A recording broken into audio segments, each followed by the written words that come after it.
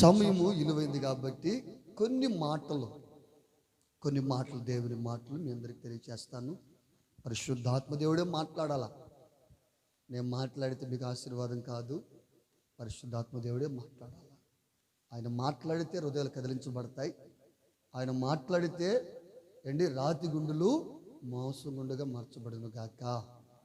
ఆమేన్. సమయం విలువైంది కాబట్టి నేను ముందుగా కొన్ని రెఫరెన్స్లు మీకు చెప్తాను. అవి రాసుకోగలిగితే మీరు రాసుకోవచ్చు.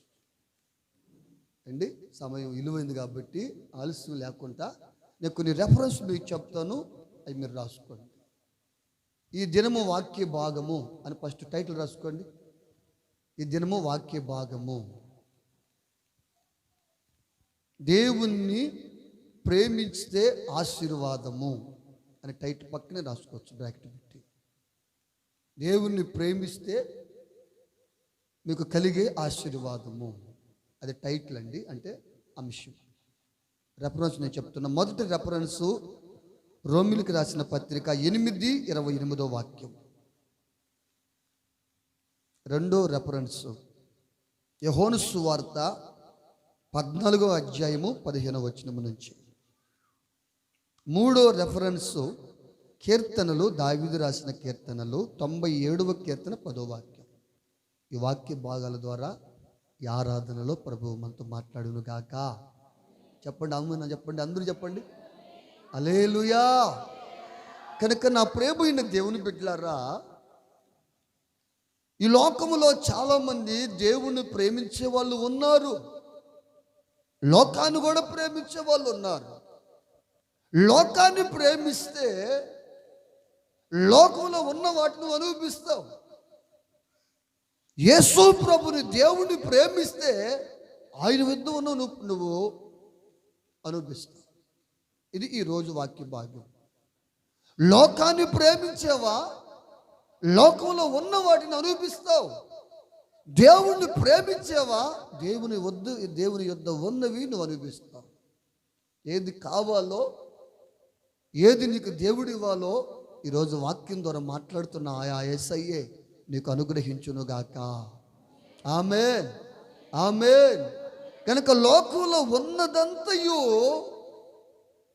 నేత్రాశ, శరీరాశ, జీవపు డంబమని దేవుని వాక్యం తిరిగి చేస్తుంది. ఇది దేవుని వల్ల పుట్టినవి కాదంటుంది వాక్యం.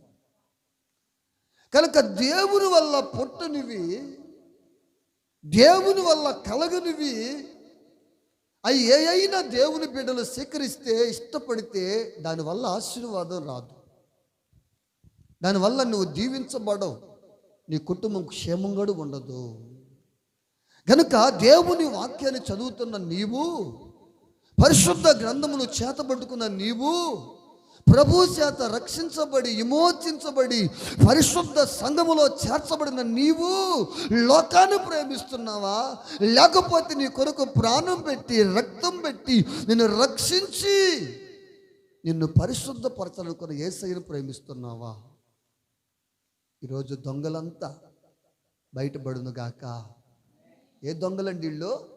లోకాన్ని ప్రేమిస్తేనే యేసయ్యను ప్రేమిస్తున్నానని చెప్పేవాళ్ళు. సాతాన్ని వెంబడిస్తేనే యేసు ప్రభుని వెంబడిస్తున్న అంటూ చెప్పుకుంటున్న వాళ్ళందరూ బయటపడిపోతారు ఈ వాక్యం ద్వారా. ఆమె చెప్తారా? ఆమె చెప్తారా? హల్లెలూయా. నువ్వు నిజంగా లోకాన్ని ప్రేమిస్తే, నువ్వు నిజంగా యేసయ్య వాక్యాన్ని అనుసరిస్తే నీకు కొదువు ఉండకూడదు అంటుంది వాక్యము. నీకు సమకూర్చబడాలంటుంది వాక్యము. నీకు అన్ని సమకూర్చబడాలంటే, నీకు అన్ని సిద్ధపరచబడాలంటే నువ్వు లోకాన్ని ప్రేమించకూడదు. లోకాన్ని సృష్టించిన సృష్టికర్తను ప్రేమించాలని, ఆయన ఆజ్ఞలను అనుసరించాలని వాక్యమై ఉన్న దేవుడు కోరుకుంటున్నాడు.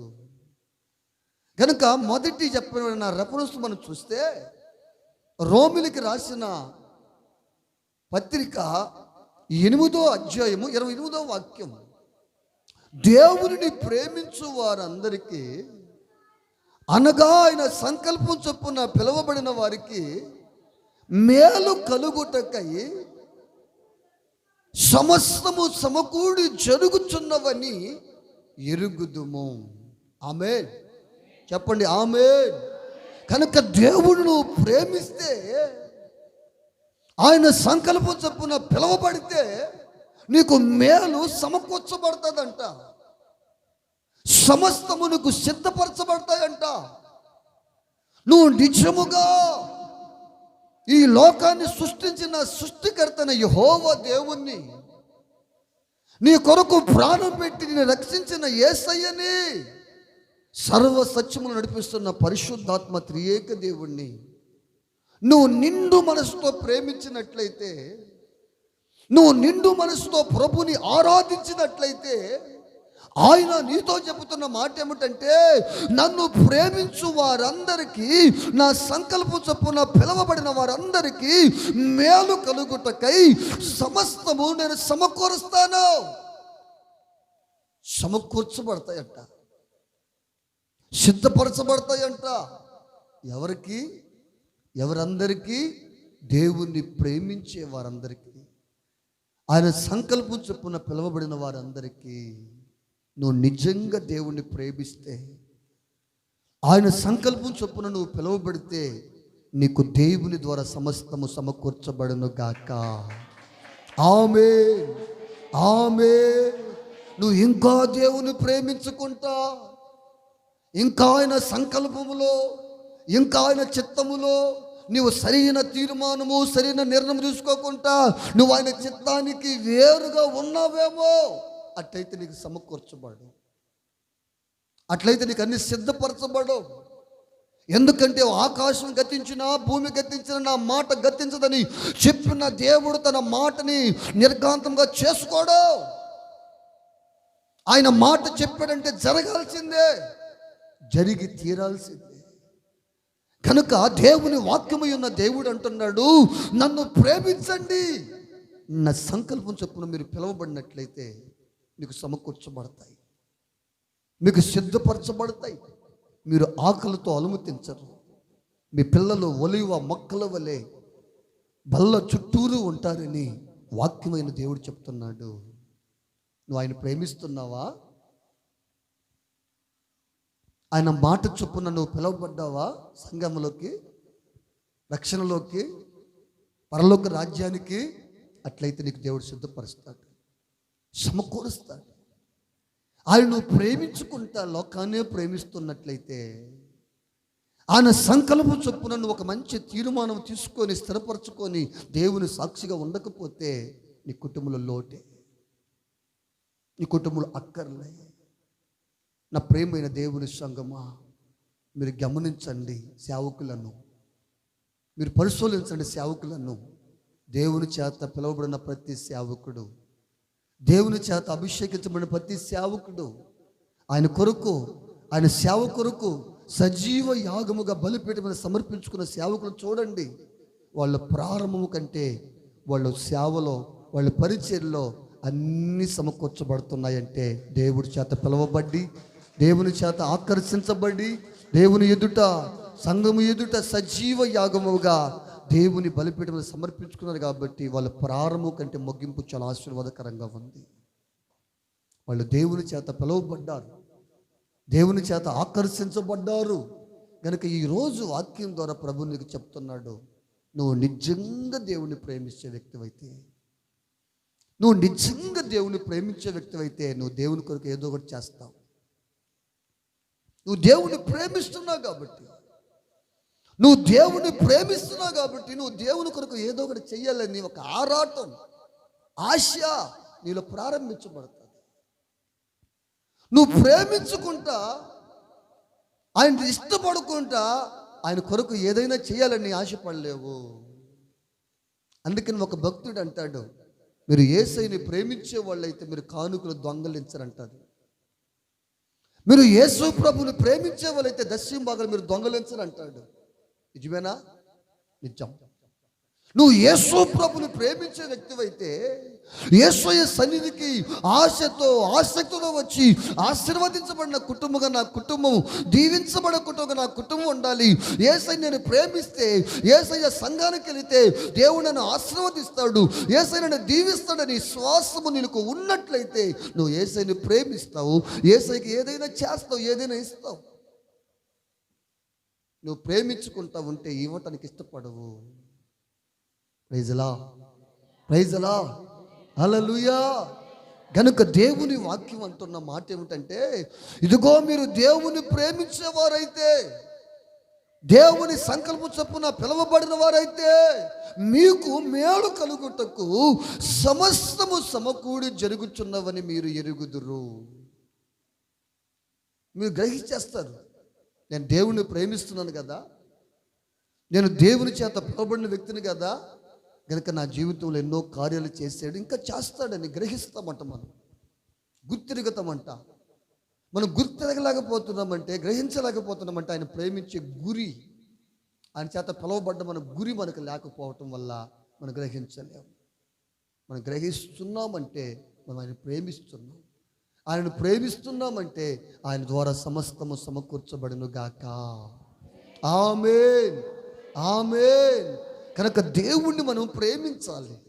ఎందుకు మనం ప్రేమించాలంటే ఆయన చేత మనము సృష్టించబడ్డాం, ఆయన చేతుల చేత మనం చేయబడ్డాం. ఆయన పోలిక చొప్పున, ఆయన స్వరూపం చొప్పున లోకములో నేల మట్టి తీసుకొని ఇష్టపడి స్వయంగా తన చేతులతో చేసుకున్న స్వరూపం మనము, ఆయన రూపం మనము, ఆయన పోలిక మనము. కనుక ఆయన మనం ప్రేమించకపోతే ఎలా? ఆయన మనం ఆరాధించకపోతే ఎలా? కనుక నా దేవుడని, నా తండ్రి అని, సృష్టికర్తని మనం స్థిరముంచి తల ఉంచి ఆయన నమస్కరించి సాగిలిపడి ఆరాధించినట్లయితే ఆయన కాడ దాచబడిన మేలు, ఆయన కాడ ఉన్న ఆశీర్వాదాలు మరుగు చేయక తనని ఆశ్రయించిన వారందరికీ సమృద్ధిగా దేవుడు దయచేయును గాక. ఆమేన్, ఆమేన్, హల్లెలూయా.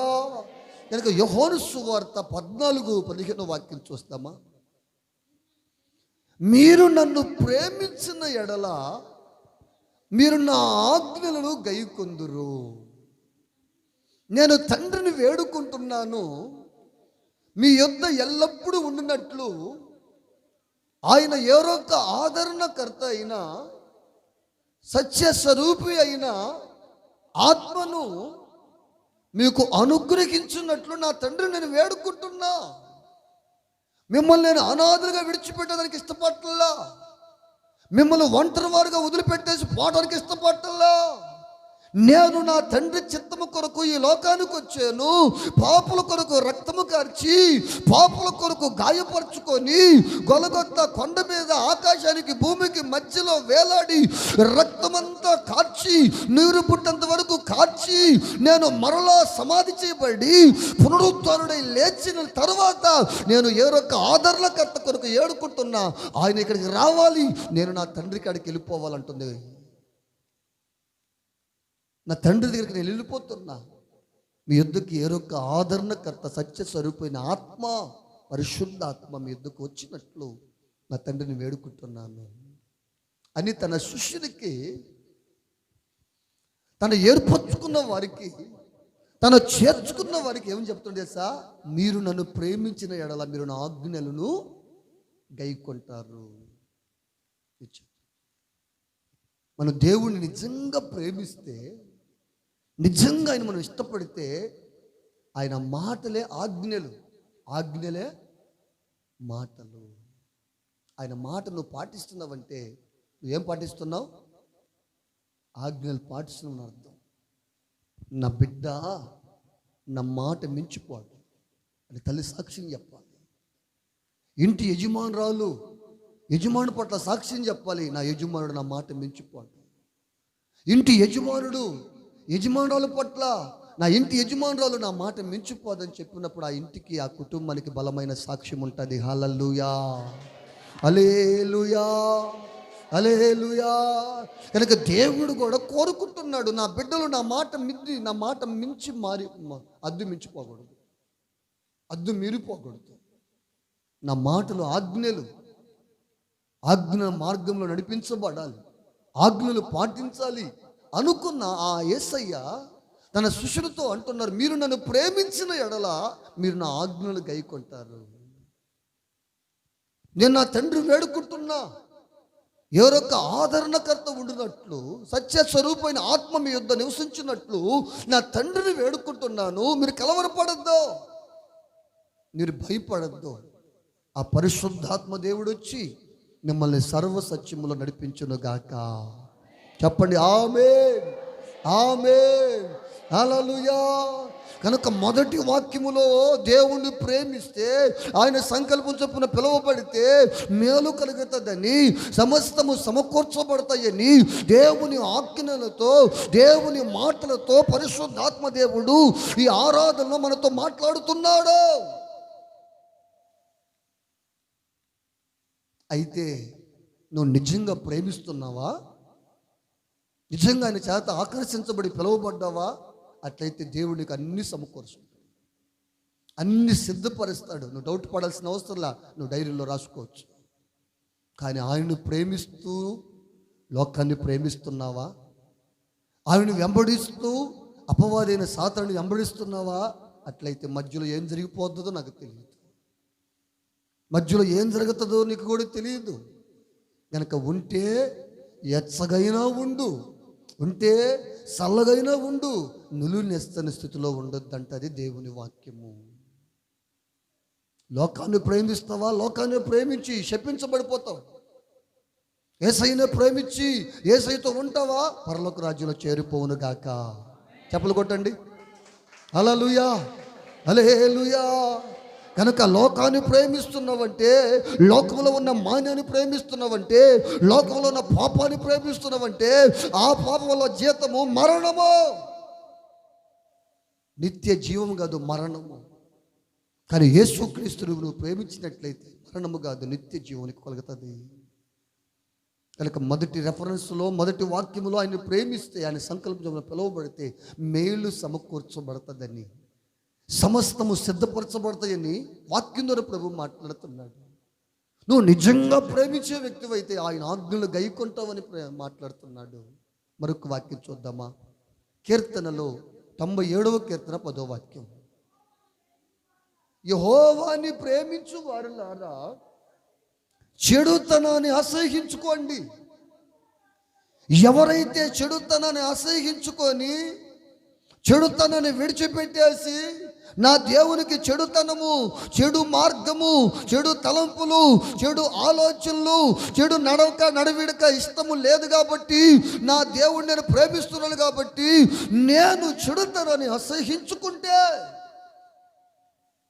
నేను పాపానికి చోటివ్వకుండా ఉంటే, నేను పరిశుద్ధతను ప్రేమిస్తే నాకేం జరుగుతుంది నువ్వు అనుకుంటున్నావా? ఆలోచన చేస్తున్నావా? అట్లయితే వాక్యం నీకు సమాధానం చెప్పునుగాక. చదవండి. తన భక్తుల ప్రాణమును ఆయన కాపాడుచూ ఉన్నాడు, భక్తిహీనుల చేతుల నుంచి వారిని ఆయన విడిపించుతున్నాడు. నీతిమంతుల కొరకు ఎలుగును, యథార్థ హృదయము కొరకు ఆనందమును ఇత్తి ఉన్నది. ఆమేన్, ఆమేన్, హల్లెలూయా. కనుక మొదటి వాక్యములో ప్రేమిస్తే సమకూర్చబడతాయి. రెండో వాక్యములో ఆయన ప్రేమిస్తే నువ్వు ఆయన ఆజ్ఞలు గైకొంటావు. మూడో వాక్యంలో ఆయన ప్రేమిస్తే నువ్వు కాపాడబడి, తప్పించబడి, క్షేమంగా నీ కుటుంబం భద్రపరచబడుతుంది. నువ్వు ప్రేమిస్తున్నావా?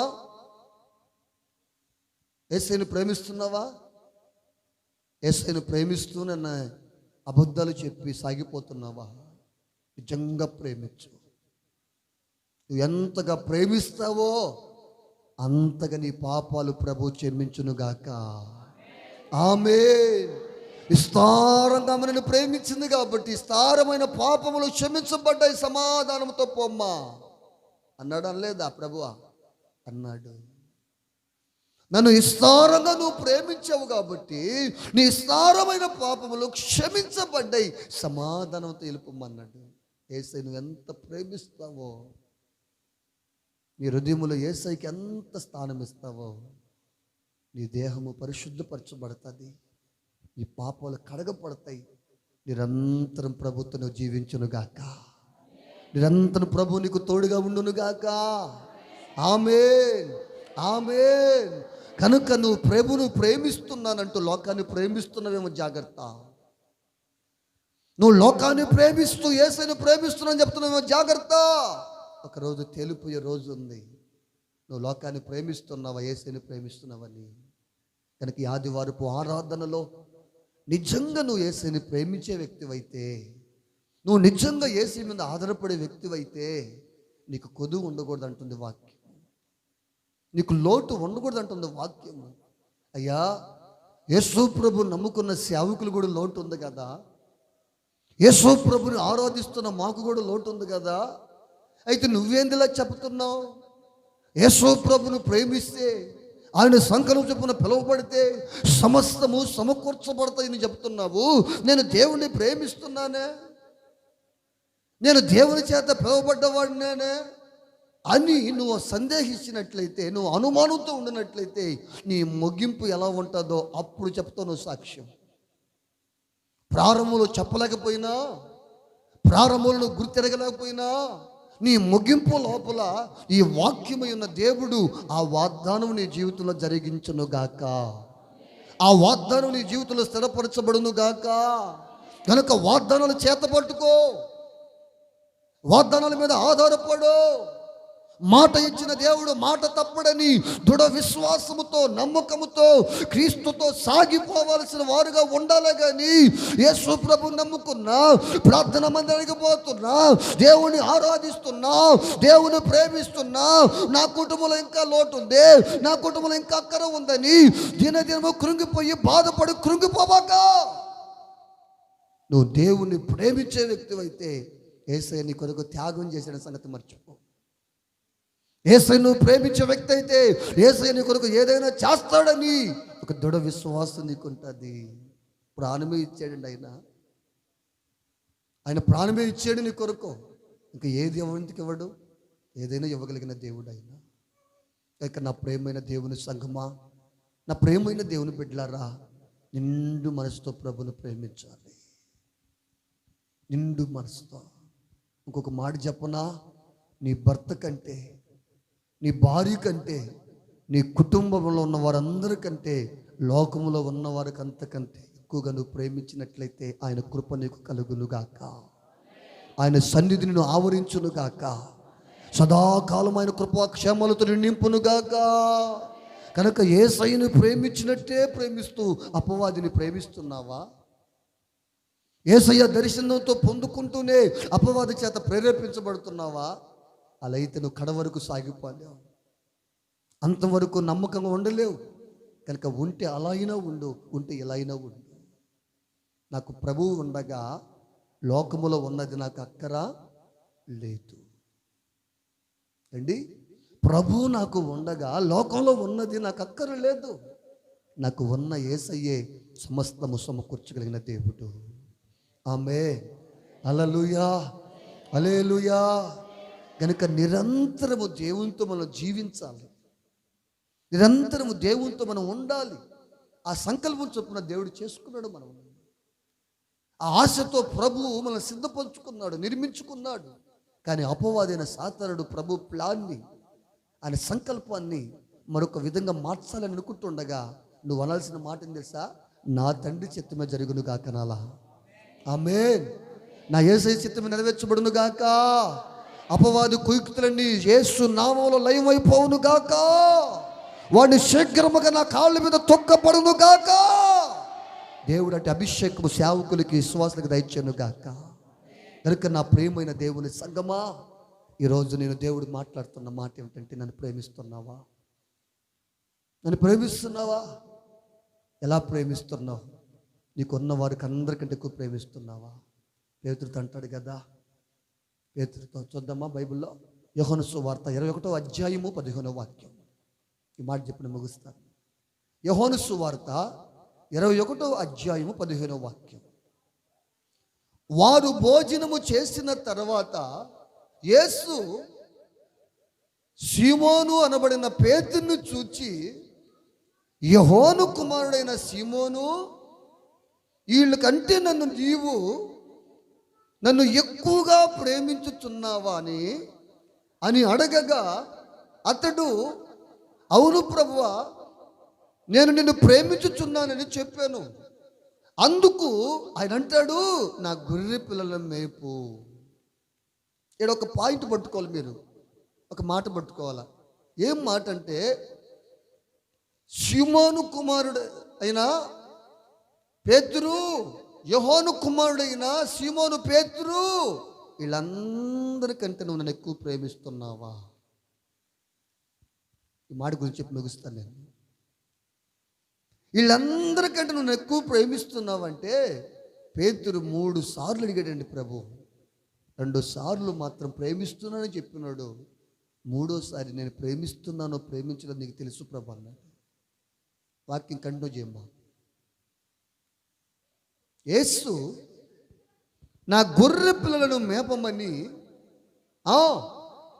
మరలా అయిన యోహాను కుమారుడైన సీమోను పేతురు, నన్ను ప్రేమించుచున్నావా అని 2వసారి అతను అడగగా, అవును ప్రభు నేను ప్రేమిస్తున్నానని చెప్పాడు. ఆయనతో చెప్పాను, ఆయన నా గొర్రె పిల్లలను కాయమని పేతురుతో సీమోనుతో చెప్పాడు. 3వసారి కూడా మరలా అడుగుతున్నాడు, యోహాను కుమారుడైన సీమోను నన్ను ప్రేమించుచున్నావని అడగగా, నన్ను ప్రేమించుచున్నావని 3వసారి తనను అడిగినందుకు, యేసు ప్రభు అడిగినందుకు పేతురు ఎస్సన పడి, వా నీవు సమస్తమును తెలిసినోడు కదా, సమస్తము ఎరిగినోడు కదా, నేను ప్రేమిస్తున్నానో ప్రేమించలేదు నీకు తెలుసు కదా అన్నాడు. చప్పలు కొడతారా? ఆమేన్, ఆమేన్, హల్లెలూయా. ఒక్క వ్యక్తిని 3 సార్లు అడిగితే 3వసారి మాట ఎట్టుంది చూడు, నువ్వు సమస్తమును ఎరిగినోడు కదయ్యా, నేను ప్రేమిస్తున్నానో ప్రేమించలేదో నీకు తెలుసు. అవునండి, అడిగిందే అడిగితే, చెప్పిందే చెప్తే ఎదుటిన వాళ్ళకి ఏమొస్తుంది చెప్పండి? ఇజుగు వస్తుంది. ఏంద్ర చెప్పిందే చెప్తాడు. యేసుని ప్రేమించమంటాడు, ప్రేమించమంటాడు. కానుకలు ఇవ్వమంటాడే, కానుకలు ఇవ్వమంటాడు. దశంభాగాలు ఇవ్వమంటాడు. ఇదేంద్ర ఆయన యేసుప్రభుని ఎదుగు నమ్మేసుకున్న తొందరపడా. ఈ కానుకలు ఇచ్చే పని, దశంభాగాలు ఇచ్చే పని లేదనుకున్నాను, కానీ తెలిసిన తర్వాత ఇప్పుడు బాధపడాల్సి వస్తుందని కొంతమంది అనుకుంటుంటారు. నువ్వు నిజంగా యేసుని ప్రేమించే వ్యక్తివైతే దశంభాగం కాదు, కానుకలు కాదు, సమస్తాన్ని ఇవ్వటానికి కూడా సిద్ధపడతావు. చెప్పలు కూడా దేవుని మహిమపడదామా? హల్లెలూయా, హల్లెలూయా. ఒక పేద ఎదుగురాలండి, చాలా పేద ఎదుగురాలు. చాలామంది ధనికులు ఉన్నారు, చాలామంది గొప్ప వాళ్ళు ఉన్నారు. ప్రభుకి, సేవకి, పరిచర్యకి, దేవునికి కానుకలు సమర్పిస్తూ ఉండగా ఆ పేద ఎదుగురాలు వచ్చి 2 నాణ్యాలు ఆ కానుక పెట్టులో వేస్తుంటే ప్రభు అంటాడు, మీ అందరికంటే ఆమె ఎక్కువ ఇచ్చింది అన్నాడు. మీ అందరికంటే ఆమె ఎక్కువ ఇచ్చింది అన్నాడు. వాళ్ళు అంటారు, ఏంది ప్రభువా, మేము బంగారం ఇచ్చామయ్యా, మేము ఎండి ఇచ్చామయ్యా, మేము కట్టలు ఇచ్చామయ్యా, ఆమె 2 నాణ్యాలు ఇచ్చిందయ్యా అని అంటే ప్రభు అంటాడు, మీ కాడ ఉన్న దాంట్లో కొంచెం ఇచ్చారు, కానీ ఆమె కాడ ఉన్నదంతా ఇచ్చింది.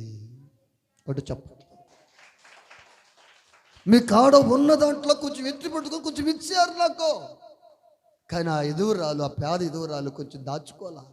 ఉన్నది 2 నాణ్యాలే, ఉన్నదంతా ఇచ్చింది కనుక మీ అందరికంటే ఎక్కువగా కానుకిచ్చి నన్ను సమర్పించుకుంది. ప్రైజ్ అలా. దేవునికి స్తోత్రం కలుగునుగాక, దేవునికి మహిమ కలుగునుగాక. ప్రభు కొరకు ఖర్చు పెట్టే వ్యక్తిగా ఉన్నావా? ప్రభు కొరకు శ్రమపడే వ్యక్తిగా ఉన్నావా? ప్రభు సేవకి దారాలకు ఇచ్చే మనసు కలిగి ఉన్నావా? ప్రభు కొరకు ఏదైనా చేయటానికి, పరలోక రాజ్యాన్ని సంపాదించుకోవటానికి ఆశపడిన వ్యక్తిగా, ఇష్టపడే వ్యక్తిగా ఉన్నావా? దేవుని సేవకి ఇస్తే, దేవుని పరిచర్యకి ఇస్తే నా కుటుంబం ఏమైపోద్దని చెప్పి ఇవ్వలాక ఇస్తూ సనుక్కుంటూ ఇస్తున్నావా? ఒకసారి ఆలోచించుకోవో విశ్వాసి. నువ్వు ఇచ్చిన, ఈగిపోయినా పోషించగలిగిన సత్తా, సామర్థ్యం కలిగిన దేవుడే నా దేవుడై ఉన్నాడని ధైర్యంగా, బహిరంగ నేను చెప్పగలుగుతాను ఈ మాట. ఆయన పోషిస్తాడు, నిన్ను పోషిస్తాడు. ఆయన ఆకాశ పక్షులను పోషించగలిగిన దేవుడు ఆయన ఏర్పరచుకొని చేర్చుకున్న బిడ్డలను పోషించడా?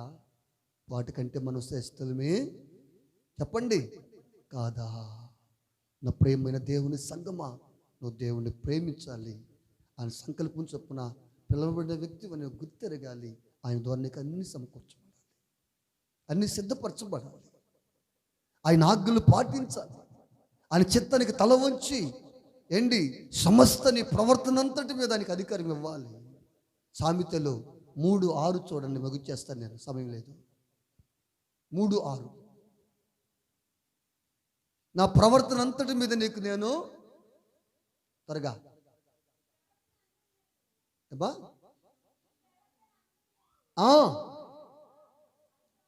అధికారమునకు ఒప్పుకోవాలంటాం మనం.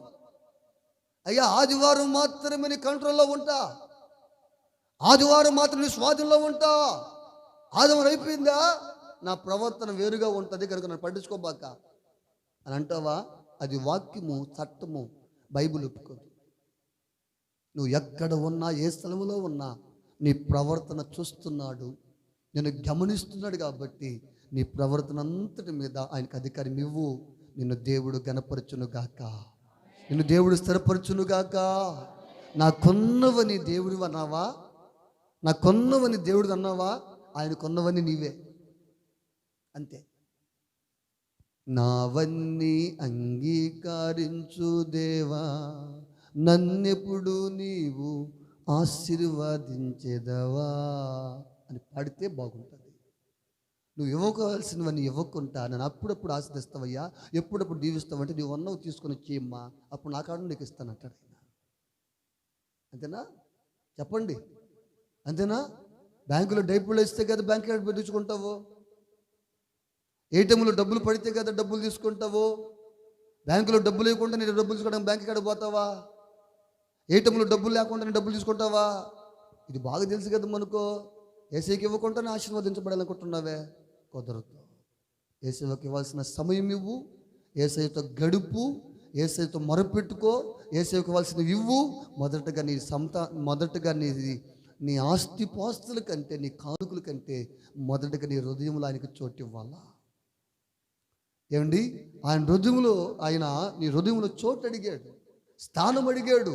నీ హృదయంలో ఆయనకి స్థానం ఇచ్చావనుకో, నీ హృదయంలో ఆయనకు వచ్చాడు అనుకో, ఆయన చాలా సంతోషిస్తాడు, చాలా ఆనందిస్తాడు. కానుకల వల్ల మనం సంతోషపెట్టలేము. నేను ముగించేస్తున్నా.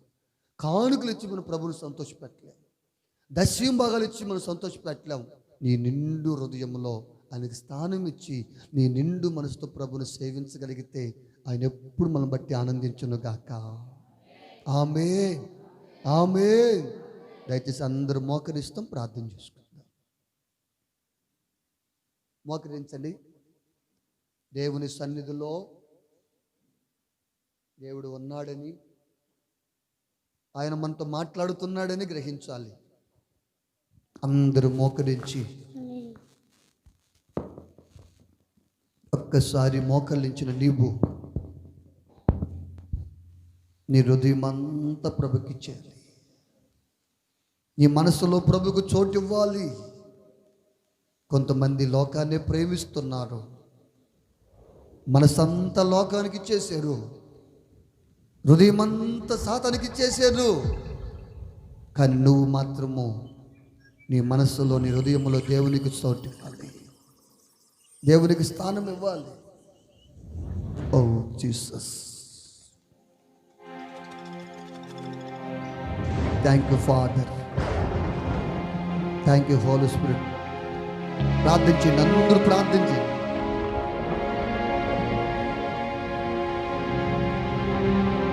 నీ కొరకు బలమైన త్యాగము చేశాడు, సిలువ యాగము చేశాడు.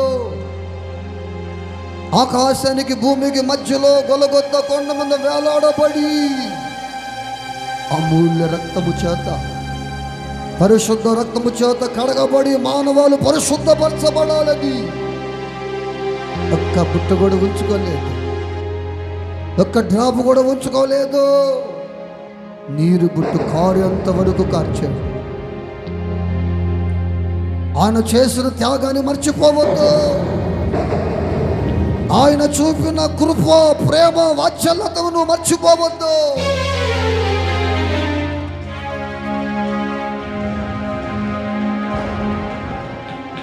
ఓ జీసస్, మహిమోన్నతుడైన దేవుడు, నిత్య మహిమలో నివాసించే దేవుడు, ఆయన మహాగణుడైన దేవుడు.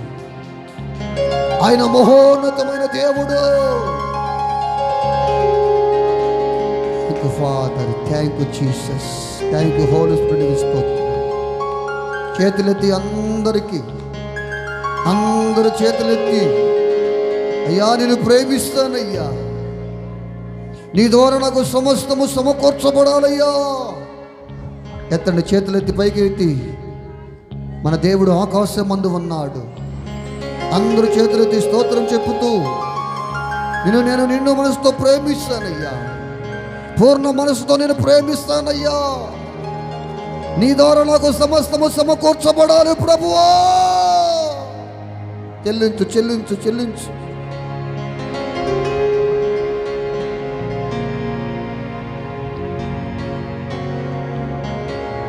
ప్రేమించేదా అధికముగా, ఆరాధించేదా ఆసక్తితో, పూర్ణ మనసుతో ఆరాధింతు, పూర్ణ బలముతో సేవించేదు. ఆరాధన ఆరాధన ఆరాధన ఆరాధన ఆరాధన ఆరాధన ఆరాధన ఆరాధన. ప్రేమించేదన్ అధికముగా, ఆరాధింతున్ ఆసక్తితో, పూర్ణ మనసుతో ఆరాధింతున్, పూర్ణ బలముతో ప్రేమించేదన్. ఆరాధన ఆరాధన ఆరాధన ఆరాధన. ఆమేన్. ఆరాధన ఆరాధన ఆరాధన ఆరాధన.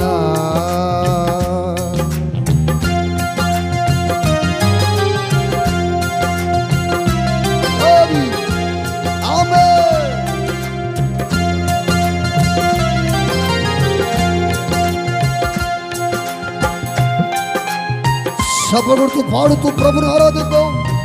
స్తోత్రం.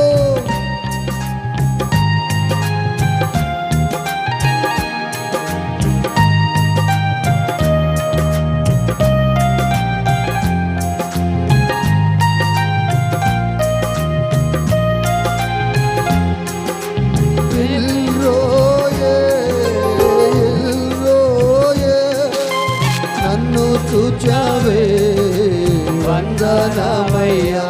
అయ్యో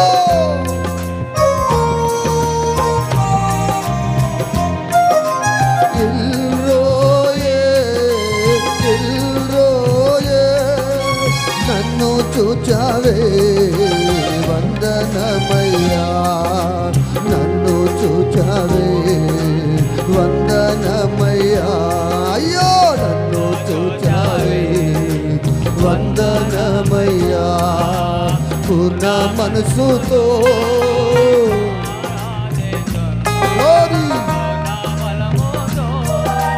ప్రేమించేదన్. ఆరాధన ఆరాధన ఆరాధన ఆరాధన ఆరాధన ఆరాధన ఆరాధన ఆరాధన. చమగుడుతూ దేవుని మహిమపడతాం.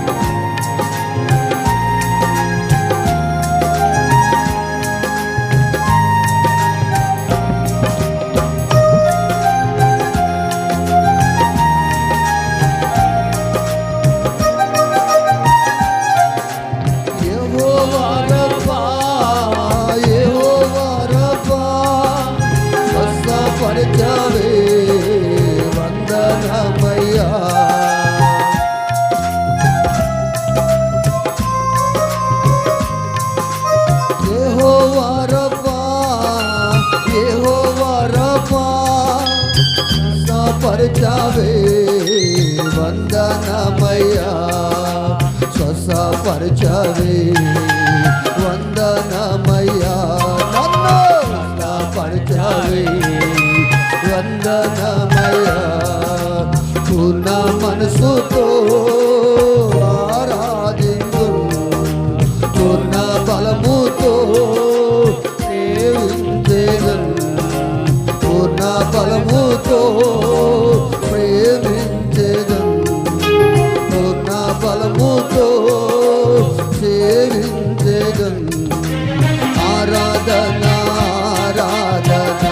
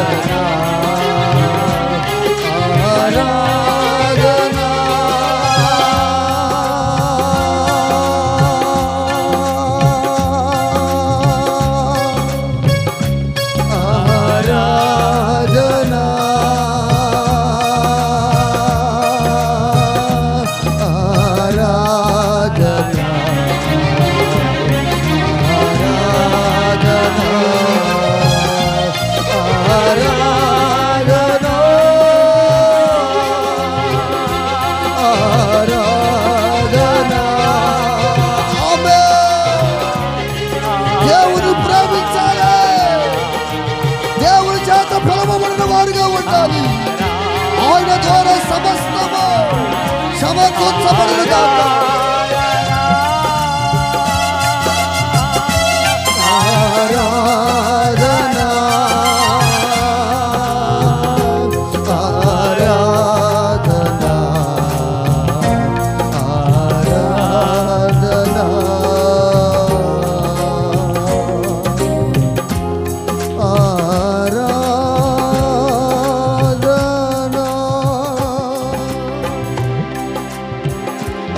ఆరాధన ఆరాధనా ఆరాధనా ఆరాధనా. Oh Jesus, oh in the name of Jesus, oh in the name of power of God.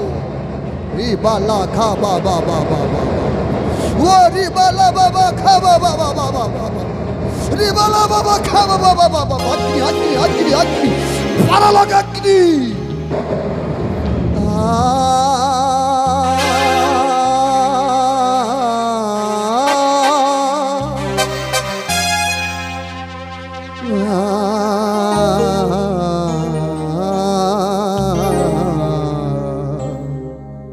Oh Jesus, పరిశుద్ధుడా నీకు స్తోత్రం.